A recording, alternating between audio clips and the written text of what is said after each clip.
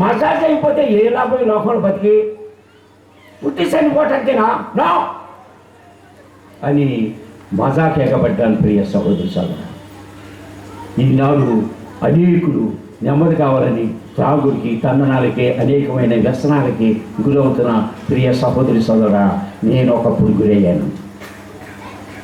దానివల్ల నాకు మిగిలింది ఏంటంటే మరణాన్ని ఆశించాను.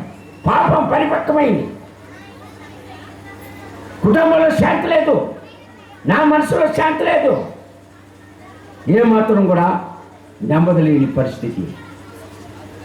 ఆనాడు మరి నా భార్య కన్నీరు మున్నీరుగా ఆమె నన్ను బట్టి ఎవరు చంపేస్తారో అనే పరిస్థితిలో నా జీవితం ఉంది. దేవుని పిల్లారా, ఆ జీవితాన్ని బట్టి మేము గారు కన్నీరు ఉపవాసం ఉంటూ దేవుని సన్నిధిలో అంగలార్చింది. ఆ అంగలార్పుని ప్రభు విన్నాడు. ప్రభు ఆ సమయంలో నన్ను దర్శించాడు. దేవుని స్తోత్రం, హల్లెలూయా. ప్రభు అయిన క్రీస్తు జామా ఉస్మానియా స్టేషన్లో ట్రైన్ కింద పడదా ఉన్నప్పుడు నన్ను దర్శించారండి. ఎంత ప్రేమమయుడు దేవుని బిడ్డ. ఇప్పుడు ప్రభు అయిన క్రీస్తు ఈ లోకానికి ఎందుకు వచ్చాడంటే మానవాళిని రక్షించే నిమిత్తం. ఏ మానవుడికి నెమ్మది లేదు, ఎవరికి శాంతి లేదు, సమాధానం లేదు. కానీ మరి ఆ శాంతి సమాధానం నా తలరాత అనుకుంటున్నాను. నీ తలరాత కాదు. నీవు దేవుని భయం లేకపోవటం వల్ల, దేవునికి దూరం అవ్వటం వల్ల, దేవుని బిడ్డ నిజమైన దేవుని ఎరక్క నీవు నేను చెయ్యని పాపం అంటూ లేదండి. ఈ పాపం నేను చేయలేదంటే ఏమాత్రం కూడా అవకాశం నేను ఇవ్వాల. కారణం ఏంటంటే జేబు నిండా డబ్బు ఉంది, ఒంటి నిండా పొగరుందని చెప్పాను కదా. దాన్ని బట్టి చెయ్యరాని కార్యాలు చేశాను. ఈనాడు చాలామంది దేవుని బిడ్డలారా ఆ నెమ్మది లేక, కుటుంబంలో శాంతి లేక, సమాధానం లేక జీవించడానికి గల కారణం ఏంటంటే వారు కూడా దేవునికి దూరమై ఆ విధంగా జీవించేటప్పుడు ప్రభువు నన్ను దర్శించాడు. దేవుడి లోకమును ఎంతో ప్రేమించను అని దైవవాక్యం మనం చూస్తున్నాం. చదవండి అమ్మా, యోహాను సువార్త 3వ అధ్యాయం 16-17 చదవమ్మా, త్వరగా. దేవుడు మానవుని ప్రేమించాడండి. అందుకనే తన ప్రియ కుమారుడైన యేసు ప్రభు నీ లోకాన్ని పంపించాడు. ఓకే, అద్వితీయ కుమారుడిగా పుట్టిన వాడిని విశ్వాసముంచు ప్రతి వాడును నశింపక నిత్య జీవం పొందినట్టు ఆయనను అనుగ్రహించెను. ఆయన్ని మనకి ఎవరిని పాపంలో నువ్వు చచ్చిపోతే నువ్వు ఎక్కడ పోతావు? నిత్య నాశనానికి పోతావు. అక్కడ అగ్ని ఆరదు. పాపం అంటే భయం లేకుండా పోయింది మానవుడికి. దేవుని బిడ్డ, దేవుడు నిన్ను ప్రేమిస్తున్నాడు. దేవుడు నిన్ను నన్ను ప్రేమిస్తున్నాడు.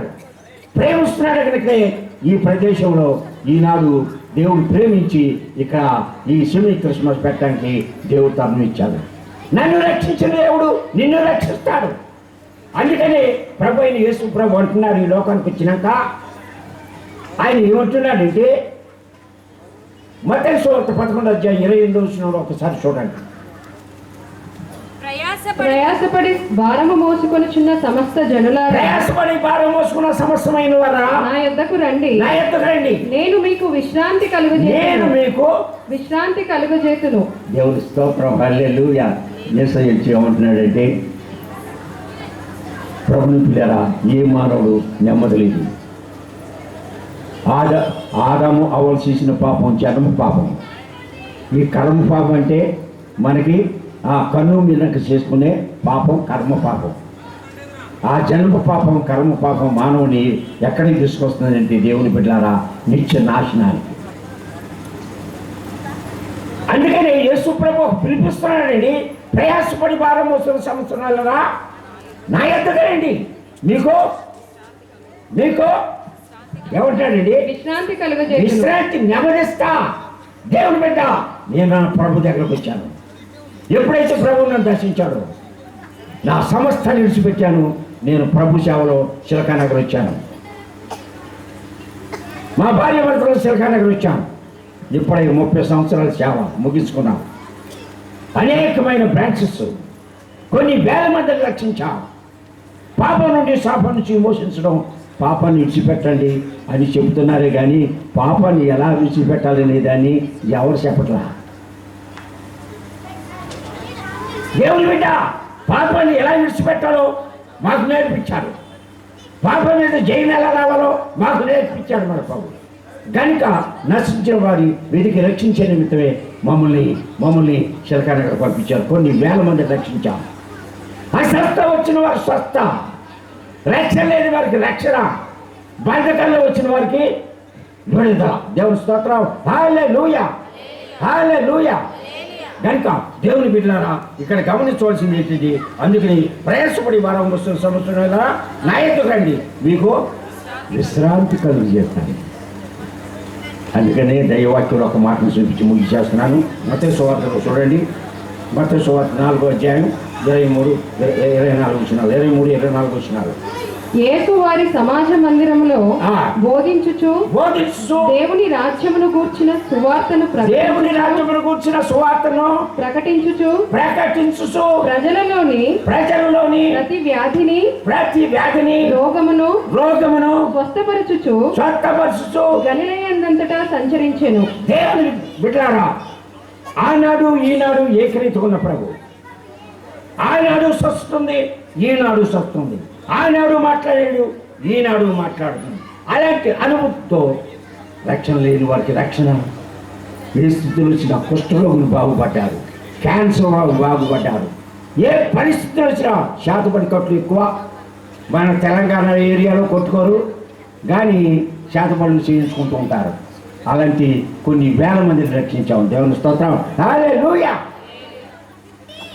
కనుక దేవుని బిడ్డలారా, ఇక్కడ ప్రభు అయిన క్రీస్తు కూడా ఆనాడు ఈ లోకంలో నానా విధమైన ఆయన కీర్తి సిరియా దేశము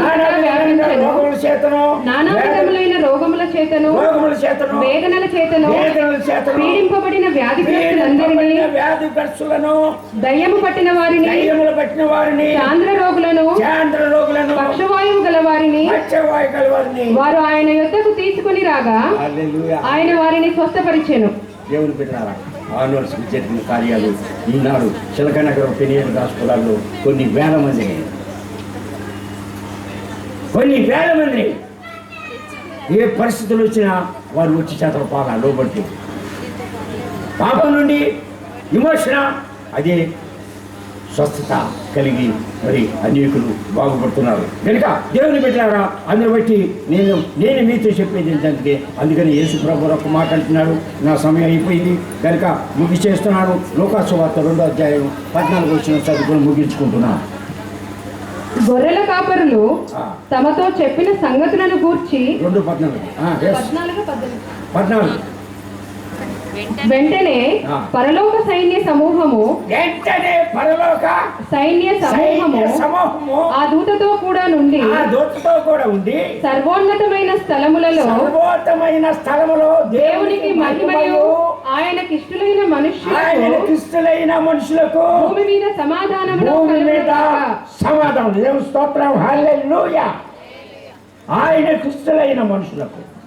దేవుని బిడ్డలారా, ప్రభు అయిన క్రీస్తు మానవాళ్ళని రక్షించడానికి ఈ లోకానికి వచ్చిన లోకరక్షకుడు. అందుకని దేవుని బిడ్డలారా, ఆయన చనిపోయి మన కొరకు ఆ కలువరిలో తన ప్రాణాన్ని పెట్టి 3వ దినం తిరిగి తెలిసిన విషయం మన పరిశుద్ధ లేఖనంలో చూస్తున్నాం. కనుక సర్వోన్నతుడు ఉన్న స్థలంలో దేవునికి మహిమ. నీటిలో ప్రభు ఉంటే, నీ హృదయంలో ప్రభు ఉంటే ఏముంటుందండి? సర్వోన్నత స్థలంలో దేవునికి మహిమ ఉంటుంది. సర్వోన్నత స్థలంలో దేవుని మహిమయు ఆయనకి ఇష్టలైన మనుషులకు భూమి మీద సమాధానము. దేవుని పెట్టారా, ఎప్పుడైతే మేము ప్రభు ఎదిగాను, ప్రభు మాట లోబడ్డాను, సమస్తాన్ని హిందుని మరి ఉద్యోగాలను సమస్తాన్ని విడిచిపెట్టి ఎప్పుడైతే నేను ప్రభు సేవలోకి వచ్చానో, నాకు ప్రభువులోకి వచ్చినాక ఆ శాంతి నేను ఏనాడు చూడలేదు. దేవుని స్తోత్రం. హల్లెలూయా. నా కుటుంబంలో ఏనాడు కూడా అలరలేదు, ఏమాత్రం కూడా పడతలేదు. కనుక దేవుని బిడ్డలారా, మరి నాగోల్ ఏరియాలో ఉన్న ఈ ప్రదేశానికి నా మనం ఏంటంటే ఆ ప్రభు నిన్ను నన్ను రక్షించిన నిమిత్తమే ప్రభు అయిన క్రీస్తు ఈ లోకంలోకి వచ్చాడు. అందుకని ప్రభు చెప్తున్నాడు సర్వోన్నత స్థలంలో దేవునికి దోష చెప్తుంది, సర్వోన్నత స్థలంలో దేవునికి మహిమయు ఆయనకి ఇష్టమైన మనుషులకు భూమి మీద సమాధానము కలుగును గాక. ఆ సమాధానం అనుగ్రహించింది ప్రభు అయిన క్రీస్తు వచ్చాడు. ఇంకా పెంచుకోవటం కనుక సమయం లేదు కనుక దేవుని బిడ్డలారా, మీరు ఏ పరిస్థితిలో ఉన్నా, మీరు ఇక్కడ శ్యామలో ఉంటున్నా, మరి ఇస్తారమ్మను కానీ లేకుంటే మీరు ఇక్కడ పిల్లలు గాసుపుల చిలకా నగర్లో అది పెద్ద సంఘంగా కూడా ఉంది. మీకు ఏమైనా మీ సందేహాలు ఉంటే మమ్మల్ని వచ్చి కలుసుకోవచ్చు. నా పేరు జయరాజ్.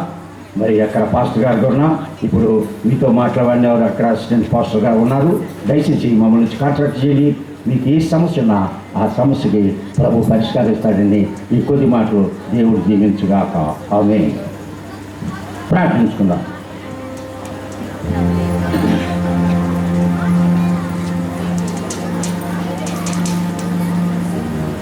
స్తుతుల పత్రాన్ని స్తోత్రం గణవే దేవా, నీ కన్నా మన స్తోత్రం నాయన. తండ్రి, నీ అపారమైన కృప చేత ప్రభువా, మీరు ఏర్పాటు చేసిన ఈ కోరికలను బట్టి నీ స్తోత్రం.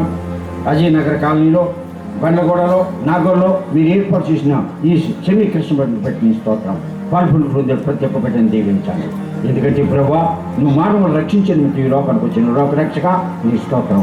మానవాళి కోసం ఈ లోకంలో నువ్వు ప్రాణం పెట్టి చనిపోయి తిరిగి లేచి అయ్యా నా దేవ తండ్రి కృపాసం ఉంది మా కొరకు విజ్ఞాపన చేస్తున్న దేవుని కుమారుడా యేసయ్యా, నీ స్తోత్రం అయ్యా, నీ స్తోత్రం అయ్యా, నీ స్తోత్రం అయ్యా, నీ స్తోత్రం అయ్యా.